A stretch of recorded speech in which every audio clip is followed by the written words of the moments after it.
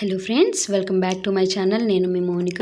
ఈరోజు మనం కొబ్బరిపాలతో chicken curry ఎలా ప్రిపేర్ చేయాలో చూద్దామండి. ప్యాన్ పెట్టుకొని ఆయిల్ వేసుకొని దానిలో 4 లవంగాలు, ఒక దాల్చిన చెక్క ముక్క వేసుకున్నాను.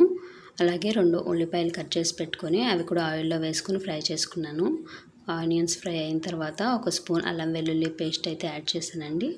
యాడ్ చేసి వాష్ చేసి పెట్టుకున్నటువంటి చికెన్ పీసెస్ ఉన్నాయి కదా, అవి కూడా ఆయిల్లో వేసాను. తర్వాత 1/2 స్పూన్ పసుపు అనేది యాడ్ చేశాను. రుచికి సరిపడా ఉప్పు అయితే వేసుకుందామండి. వేసుకున్న తర్వాత 4 పుదీనా ఆకులు కూడా వేసుకొని అల్లం వెల్లుల్లి పేస్ట్, ఉప్పు అంతా మనకి చికెన్కి బాగా పట్టేలా కలుపుకొని ఉడికించుకుందాము. ఉడికించుకున్న తర్వాత ఆ వాటర్ అయితే ఏదైతే ఉందో చికెన్లో నుంచి వచ్చేది, అది మొత్తం ఎగిరిపోయి దగ్గరికి వచ్చిన తర్వాత 2 స్పూన్ల కారం అనేది యాడ్ చేసుకుందాము. కారం వేసుకొని బాగా కలుపుకొని నేను ముందుగానే ఒక కోకోనట్ తీసుకొని కొబ్బరిపాలు అయితే ప్రిపేర్ చేసి పెట్టుకున్నానండి. 1 గ్లాసు ఆ కోకోనట్ మిల్క్ని యాడ్ చేస్తున్నాను. యాడ్ చేసి బాగా కలుపుకొని ఒక 10 మినిట్స్ అయితే చికెన్ని ఉడికించుకుంటాను.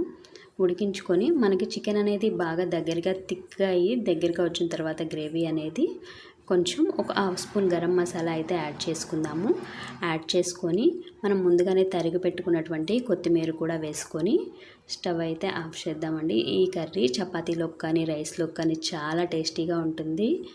ట్రై చేయండి. Thanks for watching. Please subscribe my channel. Thank you.